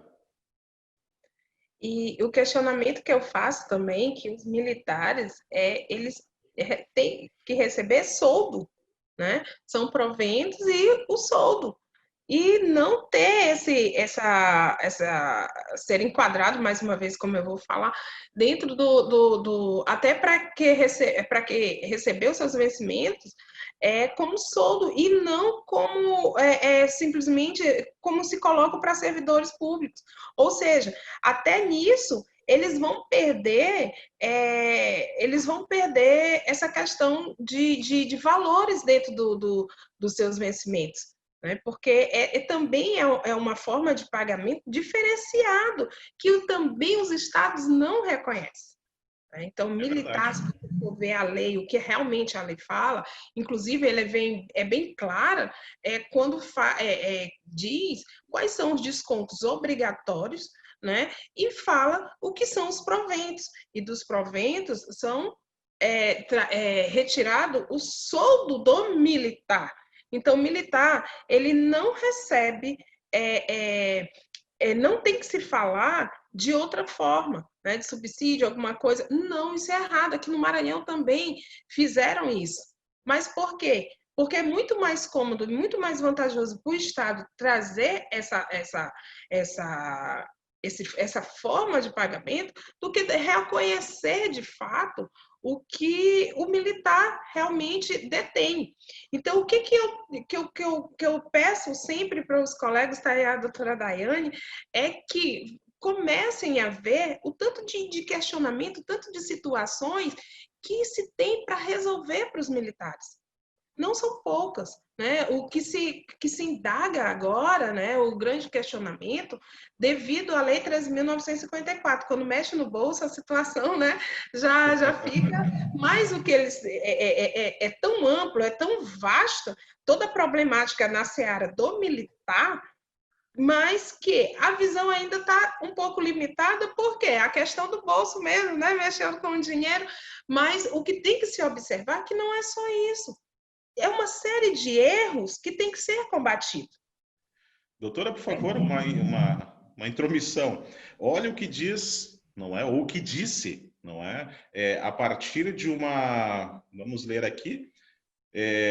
O IPEA, não é? Ele fez, o Instituto de Pesquisa Econômica Aplicada, em 2019, ele trouxe dados importantes, não é? Falando a respeito do impacto da Lei Federal 13.954. Ele trouxe como previsão, assim como a previsão do tempo, não se sabe se chove ou não chove, não é? Ele disse que sugere uma redução de 29 bilhões nos 10 primeiros anos e 91 bilhões de reais em 20 anos aos entes subnacionais. Então é importante, quando se fala em colocar a mão no bolso, não é? Ônus e bônus. Há militares que chegaram com tempo suficiente para ir para a reserva agora nesse período, inclusive em janeiro, fevereiro, ocorreram muito aqui no Rio Grande do Sul, não é? E simplesmente foram barrados ao chegar no seu departamento administrativo, requerendo a sua inatividade, até por conta de toda essa mudança legislativa. E o Estado disse, não, tu tem 5 anos agora para cumprir. A mais. E a nossa maior preocupação, doutora, as policiais femininas e bombeiras terão que contribuir 10 anos mais. Outrora era 25 na legislação gaúcha. Agora, obviamente, com a uniformidade da lei federal, é 35 anos. Quem irá corrigir o caso das policiais femininas e bombeiras femininas? Quem irá corrigir? Por que os entes subnacionais não estão observando, em especial o Rio Grande do Sul, que no caso das mulheres, elas contribuirão 10 anos a mais? Aí você encontra, muito normal, policiais femininas que ingressaram, ainda hoje de manhã, ao chegar numa instituição militar, não é? Conversando, cumprimentando a militar, uma FEM, uma policial feminina, eu perguntei quanto tempo de militar ela tinha, falou 8 anos. Ela já não goza mais de ir até os 25 anos, não, ela vai a 35 anos. Ela simplesmente teve um acréscimo, não é, na vida exclusiva dessa militar hoje, de 27 anos. Aliás, 17 anos, vamos para a matemática aqui, 25 anos com 8, ela vai para 35, não é? Então, o acréscimo que ela teve foi muito grande. Só que nós precisamos observar que tipo de sociedade temos hoje. Precisamos fazer essa análise, essa referência. Que tipo de sociedade nós temos hoje? Para os estados que tinha como 30 anos, acho que 2 estados apenas tinham já os 35. Mas para os estados que tinham 30 anos e as mulheres 25. Que tipo de sociedade nós tínhamos há 10 anos atrás, há 15, há 20 anos atrás? É a mesma sociedade que temos hoje? O crime urbano, ele mudou? Ele está mais agressivo ou não? Há 20 anos, 15 anos, se falávamos em crime organizado, nós falávamos que a polícia era necessária, ela está de fuzil, metralhadora, porque o crime organizado também, hoje, responde com poder de fogo também, às vezes até superior que as polícias militares. A forma, os produtos químicos que hoje existem, aqui para falar dos bombeiros, eles são os mesmos de 15, 20, 30 anos atrás? A tecnologia avançou, gente. Hoje é muito comum nós observarmos nas estradas veículos pegando fogo. Então, ocorrências, tanto para bombeiros como para policiais militares, obviamente cresceu, e muito. Ainda assim, a legislação federal vem e diz, não, agora vocês contribuíam 30 anos, ou vocês permaneciam 30 anos na atividade, vocês irão permanecer 35 anos. Isso para todos, sem distinção se é homem ou mulher. Será que esse militar hoje, e os militares que virão, será que eles terão suficiente força e saúde para permanecer por tanto tempo? Doutora Ana, doutor Roberto, se me permitem, já estamos quase encerrando o nosso tempo da live, o tempo passou muito rápido, brilhante palestra dos colegas. Tá tão bom o debate. Nós temos uma pergunta do doutor Evandro Horn, nosso colega da Comissão de Direito Militar do Rio Grande do Sul, que é no seguinte sentido: o decreto 10.418 de 2020 retirou dos estados a possibilidade de legislar de forma diferente do estabelecido pela norma federal. E isso sepultaria a ACO do estado do Rio Grande do Sul. É correto afirmar isso? Qual é a opinião dos debatedores? Eu entendo que por conta dessa liminar que ainda existe, que ainda está vigorando, não é? Agora, é importante que os amigos Cury que lá estão, não é? Utilizem desses argumentos lá para levar ao nosso querido relator, ministro Roberto Barroso, a simplesmente fazer com que caia essa liminar, que ele próprio caça essa liminar. Porque o que está perdurando hoje para o Rio Grande do Sul não ter a aplicabilidade do decreto 10.418 é a liminar. Só que liminar, bem sabemos, ela pode ser cassada a todo instante. Agora, volto a dizer, nada impede que os entes subnacionais de seus estados, como é o Rio Grande do Sul, impetrem sim a ação direta em constitucionalidade, que ajuizem nos seus tribunais. Por isso, eu volto a dizer, a importância sim das entidades classistas. E desde já agradeço ao ilustre colega, grande amigo, doutor Evandro Horn, pela participação. Então, volto a dizer, essa liminar, sim, pode cair a qualquer momento. É liminar, gente. É liminar. Essa liminar mantém o Rio Grande do Sul no sentido de que ele não seja penalizado. Ele não está dizendo essa liminar que o Rio Grande do Sul pode manter aplicando a sua alíquota. Ele diz sim que o Estado, que a União se abstenha de aplicar as penalidades previstas em lei que rege o regime próprio de previdência social. Agora, se eu utilizar a própria Lei 13.954, eu vou chegar à conclusão lá pelo próprio artigo 24 que o militar não é do regime próprio de previdência. Simples assim. Mas o que faz, não é? O que faz o nosso judiciário brasileiro. Doutora Ana, doutor Roberto, se quiserem se encaminhar, então, para o encerramento das suas falas, tem o tempo que for necessário. Eu só quero complementar só mais um questionamento, que antes não se falava nem questionamento de planejamento militar. O que nós podemos ver hoje é que, com a Lei 13.954, também existe uma nova realidade até para os próprios colegas trabalharem, né? Que consigam até colocar dentro dos seus escritórios. Hoje, eu não sei se vocês conhecem, mas existe a possibilidade, sim, de hoje se trabalhar até com planejamento previdenciário militar. Isso bem dado e bem colocado pela doutora Alessandra Minari, que é um ícone no direito previdenciário militar do Brasil, que nós temos, é a nossa grande referência, né? Então, assim, houve essa possibilidade de trazer até a parte administrativa, digamos assim, do direito previdenciário para dentro dos seus escritórios, para que os colegas possam também trabalhar. De que se trata esse planejamento previdenciário? Você vai pegar a ficha financeira, é um trabalho artesanal, né? Você vai pegar a ficha financeira, da onde você vai fazer toda uma leitura dos erros que vem constando dentro da ficha do militar, e o que você pode também enxergar para que se possa colocar, para que o militar possa inflar essa ficha financeira. Então, a realidade hoje, tanto para os militares também, como para os colegas advogados que trabalham nessa seara ou que queiram conhecer mais do direito previdenciário militar, ter a possibilidade de trabalho, é muito extenso. Então, assim, eu deixo esse questionamento, adorei o debate, e que o tempo passou que nem eu observei. Agradeço imensamente o convite do doutor Luiz Augusto, fico muito honrada, né, de me receber aqui, mesmo que seja de forma virtual. Doutor Roberto, excelente debatedor, gostei muito, e que a gente possa fazer mais vezes, porque ainda tem muita coisa para se falar, né? Foram aí quase 2 horas de diálogo, de debate, mas que não deu nem para começar a questionar tudo que a lei realmente traz, né? Tanto do seu direito como das suas obrigações. E eu só tenho a agradecer pelo convite, tá?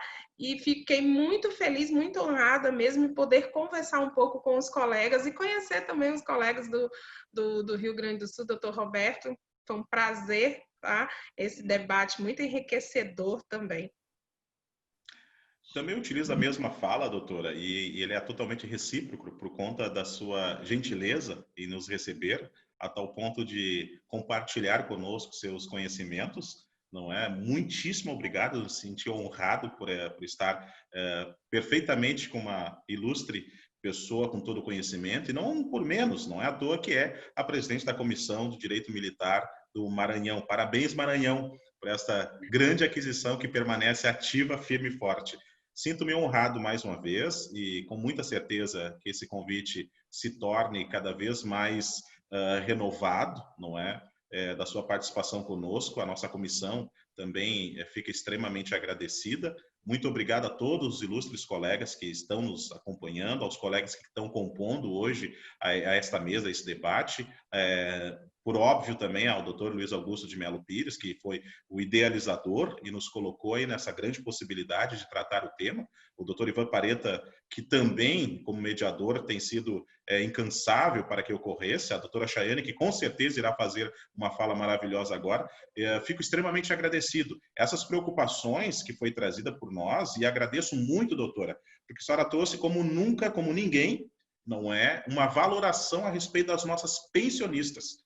Eu saúdo mais uma vez a senhora por dar essa liberdade em falar e debater sobre a questão das nossas pensionistas. Eu lhe confesso que em alguns momentos das minhas palestras eu acabo não que esquecendo, mas não dei a real valoração que a senhora trouxe. Então, só por isso já sou extremamente grato e tive uma aula com você hoje.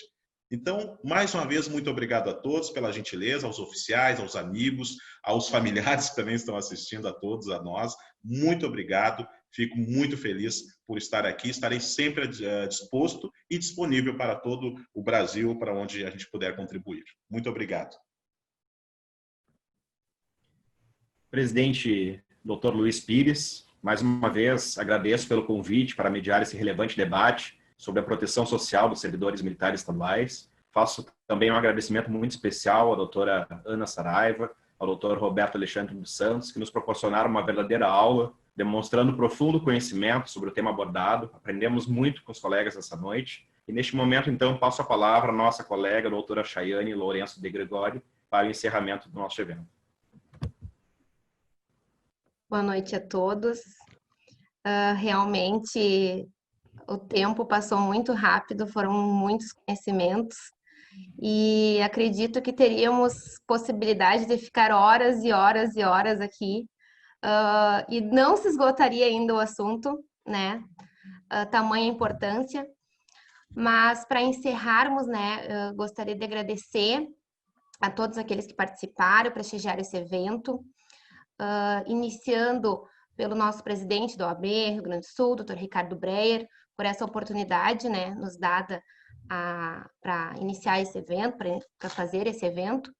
Também agradecer à Comissão Especial de Direito Militar. Eu agradeço especialmente pelo convite de fazer esse encerramento, de participar desse brilhante evento. Então, agradeço ao nosso co-presidente, Dr. Luiz Augusto Pires, também ao Dr. Fábio, também presidente dessa comissão, ao nosso vice-presidente, Dr. Ivan Pareta, e também aqui como mediador, e especialmente, né, aos nossos palestrantes e debatedores. Dr. Roberto Alexandre, eu sou sua fã, e doutora Ana, assim, ó, foi brilhante, né, a sua manifestação, vinda do Maranhão, né, para nos abrilhantar. Muito obrigada por aceitarem esse convite, nos ofereceram seus brilhantes conhecimentos. Também gostaria de agradecer aos representantes de classes e associações que se fizeram presentes, aos representantes do Poder Judiciário e do Ministério Público.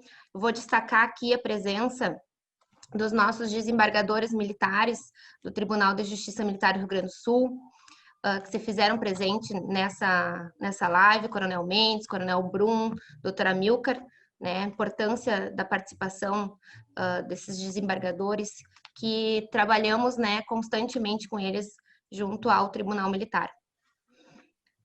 Também agradecer a todos os colegas advogados que hoje nos prestigiaram, né, aos membros da nossa comissão também, e gostaria de agradecer aos policiais e bombeiros militares, né, já que é por eles, é para eles que estudamos o tema, que nos aperfeiçoamos, que debatemos, né, esses pontos, né, é por eles, para eles. Então, sabemos que esse assunto é novo, instigante, complexo, que é preciso debater cada vez mais, e inclusive com formação de conhecimento junto ao Poder Judiciário, né, para, como disse o Dr. Roberto, chegar ao nosso querido ministro, Dr. Barroso. E, para finalizar, eu gostaria de encerrar com uma frase de Aristóteles, que eu acho que traz bem o que você viu aqui hoje. Que o sábio nunca diz tudo o que pensa, mas pensa sempre tudo o que diz. E com certeza o que foi dito aqui realmente foi bem pensado pelos nossos debatedores. Então, muito obrigada a todos e encerramos então a nossa live.